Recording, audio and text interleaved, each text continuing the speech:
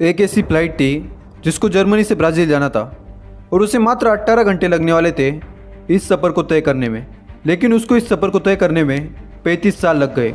ये जो फ्लाइट थी ये 35 साल बाद अपने डेस्टिनेशन तक पहुंची।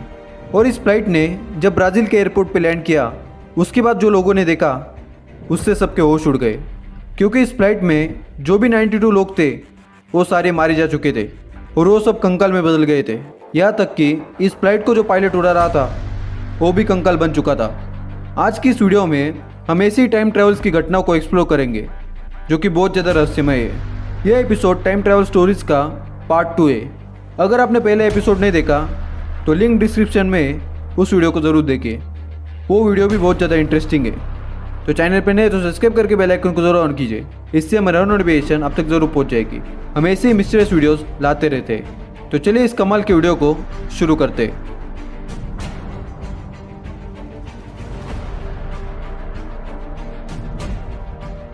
एक व्यक्ति जो इंटरनेट पर नोहा नाम से पॉपुलर है, जिसका ये दावा है कि वो साल 2030 से आया है, और ये भी बात प्रचलित है कि इसने लाइट डिटेक्टर टेस्ट को भी पार कर लिया है। लाइट डिटेक्टर उस मशीन को कहा जाता है जो कि ये पता करती है कि आप सच बोल रहे हैं या झूठ बोल रहे हैं। झूठ बोलते समय आपका चेहरा, आपका हावभाव अलग अलग होता है और इसी को ये मशीन सेंस कर लेता है। तो जब ये इंसान कह रहा था कि मैं साल 2030 से आया हूँ और उस समय की घटनाओं को बता रहा था, तब लाइट डिटेक्टर मशीन इसको रीड कर रहा था। तो उस मशीन ने यह रिजल्ट दिया कि ये इंसान सच बोल रहा है। इस इंसान के चेहरे को कुछ प्राइवेसी के चलते छुपाया गया है। अगर आप इंटरनेट पर इसकी किसी भी इमेज को देखोगे तो आपको हर इमेज ब्लर ही मिलेगी। नोहा ने यह कहा था कि वो पहले भी टाइम ट्रैवल कर चुका है, पर इस बार वो किसी कारण के चलते फंस गया है और वो वापस 2030 में नहीं जा पा रहा है। नोहा ने भविष्य के बारे में ये कहा कि भविष्य में टेक्नोलॉजी में बहुत ज़्यादा तरक्की होगी। सेल्फ ड्राइविंग कार्स, मतलब बिना ड्राइवर से चलने वाली कार्स एक्चुअल में होगी।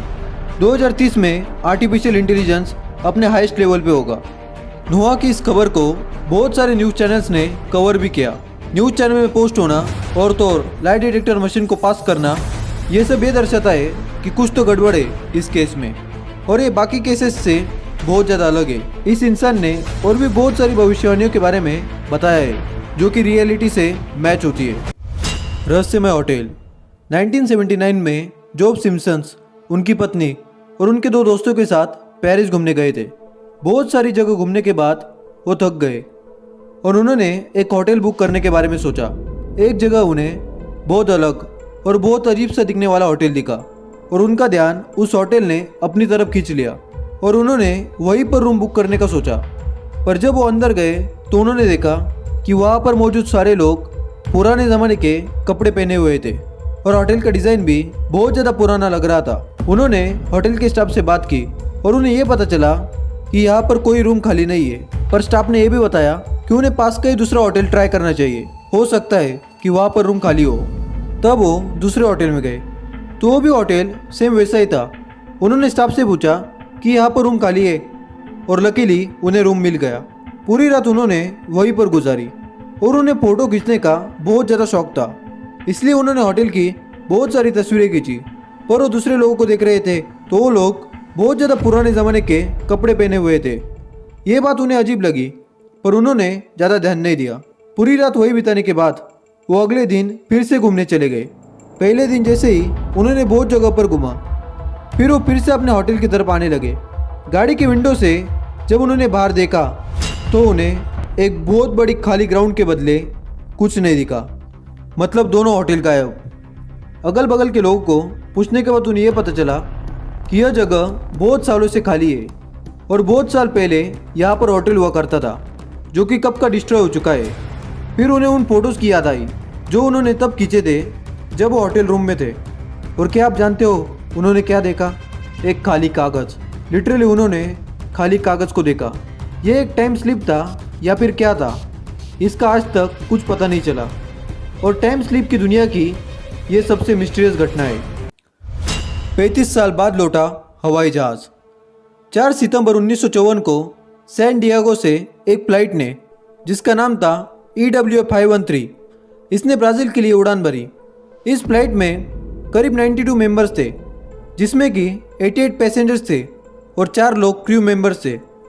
इस फ्लाइट को अपने सफ़र को तय करने में करीब 18 घंटे का समय लगने वाला था, लेकिन अटलांटिक ओशन के ऊपर से गुजरते समय इस प्लेन का कंट्रोल सेंटर से कनेक्शन टूट गया। ये प्लेन रडार से पूरी तरह से गायब हो गया। कंट्रोल सेंटर को ये लगा कि ये प्लेन एक एक्सीडेंट का शिकार हो गया है।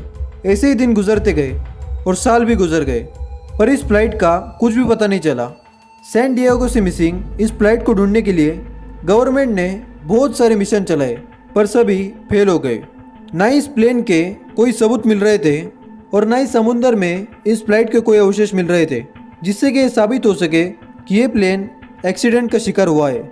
ऐसे ही साल गुजरते गए और समय के साथ लोग इस बात को भूल गए। 12 अक्टूबर 1989 को ब्राज़ील के रडार में एक अननोन प्लेन दिखाई दिया। ये प्लेन ब्राज़ील के हवाई पट्टी की तरफ आ रहा था, तो वहाँ के कंट्रोल सेंटर ने इस प्लेन से कांटेक्ट करने की कोशिश की। प्लेन मिसिंग होने की घटना के 2 साल बाद ही सैन डिएगो एयरलाइंस को बंद कर दिया गया था और सैन डिएगो का ये एयरप्लेन ब्राज़ील की तरफ लैंड करने वाला था।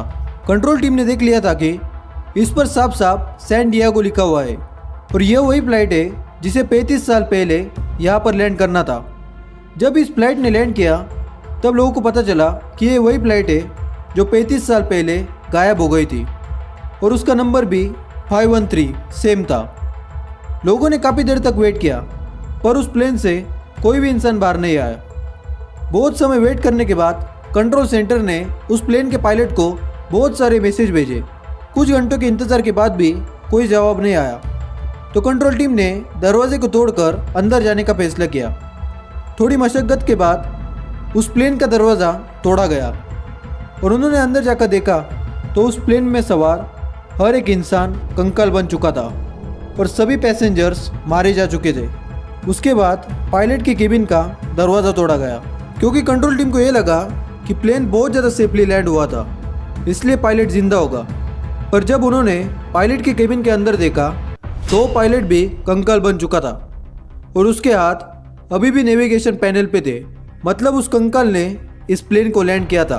ब्राज़ील के गवर्नमेंट ने इस घटना की इन्वेस्टिगेशन टॉप सीक्रेट रखी, पर कुछ समय के बाद यह बात लोगों में फैल गई, क्योंकि एक आर्टिकल में इस घटना के बारे में सारी बातें बताई गई थी। इस वजह से बहुत सारे रिपोर्ट्स और पैरानॉर्मल इन्वेस्टिगेटर्स का ध्यान इस घटना ने अपनी तरफ खींचा। उस समय के बहुत बड़े पैरानॉर्मल इन्वेस्टिगेटर्स डॉक्टर एटोलो ने इस घटना की इन्वेस्टिगेशन की और वो इस नतीजे पर पहुंचे कि यह प्लेन एक टाइम लूप में फंस गया था। क्योंकि वो टाइम लूप में फंसा हुआ था, तो लोगों ने ये सवाल उठाने शुरू किए कि फिर इसका फ्यूल क्यों ख़त्म नहीं हुआ। तो ये पता चला कि इसका फ्यूल टैंक पूरी तरह से खाली था। यह घटना एक बहुत बड़ी मिस्ट्री है जिसे आज तक कोई सुलझा नहीं सका और आज भी इसकी इन्वेस्टिगेशन जारी है। उम्मीद है ये वीडियो आपको पसंद आई होगी और आप इससे एंटरटेन हुए होंगे। अगर आपने इस सीरीज़ का पार्ट 1 नहीं देखा तो लिंक डिस्क्रिप्शन में उस वीडियो को ज़रूर देखें और आप हमें इंस्टा पे भी फॉलो कर सकते हैं। यूज़र नेम है mysterytube17 और लिंक भी डिस्क्रिप्शन में है। वीडियो अच्छा लगे तो लाइक करिए। ऐसे मिस्टीरियस वीडियोस के लिए हमारे चैनल मिस्ट्री ट्यूब को सब्सक्राइब कर लीजिए, बेल आइकन को ऑन कीजिए, इससे हमारे हर नोटिफिकेशन अब तक जरूर पहुंच जाएगी। वीडियो को खुलकर शेयर कीजिए। मैं मिलता हूं आपको अगले वीडियो में, तब तक के लिए bye bye. Thanks for watching this video.